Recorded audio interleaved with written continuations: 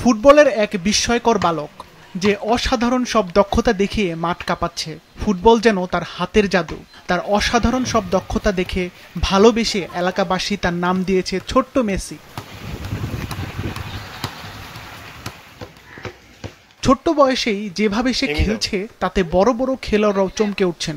তার ক্ষিপ্রতা, কনফিডেন্স আর ball control দেখে প্রথম দেখায় অনেকেই ভেবে বসেন এ কি কোনো ভবিষ্যৎ মেসি। কিন্তু অবাক করার বিষয় হলো সে আমাদের দেশেরই সন্তান। বয়সে সে অনেক ছোট, কিন্তু এখনই মাঠে তার প্রতিপক্ষ তার থেকে বয়সে বড়রা। মাত্র 5.5 বছর বয়সে ফুটবল নিয়ে তার ড্রিবলিং ও স্কিল দেখতে দূর দূরান্ত থেকে ছুটে আসছেন সাধারণ মানুষ। ওর বাবার এই সামর্থ্য নাই যে ওকে ভালো একটা ক্লাবে ভর্তি করবে বা করবে।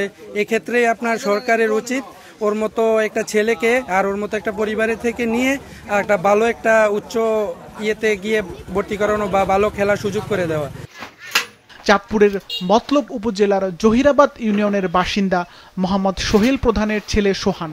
ফুটবলের প্রতি বাবা সোহেল প্রধানের তীব্র ভালোবাসা, আর সে থেকেই ছেলেকে ফুটবলার বানানোর স্বপ্ন তার। মাত্র 2.5 বছর বয়সে তার দাদা তাকে একটি ফুটবল কিনে দেন। সেই থেকে শুরু হয় তার ফুটবলের প্রশিক্ষণ। প্রতিদিন বাবার কাছ থেকে প্রশিক্ষণ নিচ্ছে সে। কি হইবা বড় হয়ে? কি হবা? বড় হয়ে ফুটবল খেলোয়াড়। ফুটবল খেলোয়াড় হইবা?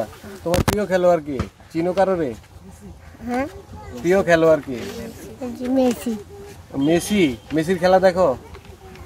কেমন খেলে? অনেক ভালো। খেলাধুলা আমার ছেলেকে আমি নিজেই শিখাই।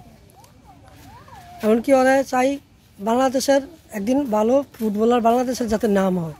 আমি খাই বা না খাই ওর কামাই, ঠিক আছে, কিন্তু আমার বাংলাদেশের যাতে নাম হয় এই আশা করি আমি ওরা খেলা শিখি। তার খেলা দেখে মুগ্ধ হয়ে আজ তার সঙ্গে দেখা করেছেন স্থানীয় উপজেলার নির্বাহী কর্মকর্তা। তিনি তাকে সব ধরনের সহায়তার আশ্বাস দিয়েছেন। তার ভিডিওগুলো দেখেই বোঝা যায় যে এটা শুধুমাত্র প্রশিক্ষণ তো অবশ্যই তার বাবা যে পরিশ্রম করেছে সেটা তো আছেই, পাশাপাশি এটা একেবারেই তার একেবারে ঈশ্বর মানে আল্লাহ প্রদত্ত একটা তার কোয়ালিটি। অত্যন্ত ভালো খেলছে এবং আমরা আশা করছি যে ওর হাত ধরে সারা বিশ্বে বাংলাদেশ আমাদেরকে চিনবে। ফুটবলে আমাদের বর্তমানে আমাদের যে অর্জন, সে অর্জনকে একেবারে বিশ্বব্যাপী সে আমাদেরকে তুলে ধরবে। তো এই প্রেক্ষিতে অনেকেই আসছে তার মেন্টরিং এর জন্য। আমরা উপজেলা প্রশাসন থেকে শুধুমাত্র আর্থিক সকল ধরনের সহায়তা আমরা তাকে অবশ্যই করব। আমরা এখানে বলে গেলাম আমরা তার পড়াশোনার পাশাপাশি খেলাধুলার বিষয়ে যদি আমাদের যে কোনো ধরনের সাপোর্ট, পাশাপাশি উপজেলা ক্রীড়া সংস্থা আছে আমাদের, সেই ক্রীড়া সংস্থার পক্ষ থেকে উপজেলা প্রশাসনের পক্ষ থেকেও সব ধরনের সহায়তা আমরা তার পাশে এবং তার পরিবারের পাশে আমরা আছি। সোহানের স্বপ্ন পূরণে বাধা দারিদ্রতা যেন তার নিত্যসঙ্গী। তবে এরই মধ্যে বিভিন্ন সামাজিক ও ক্রীড়া সংগঠকরা তাকে সহায়তার আশ্বাস দিয়েছে।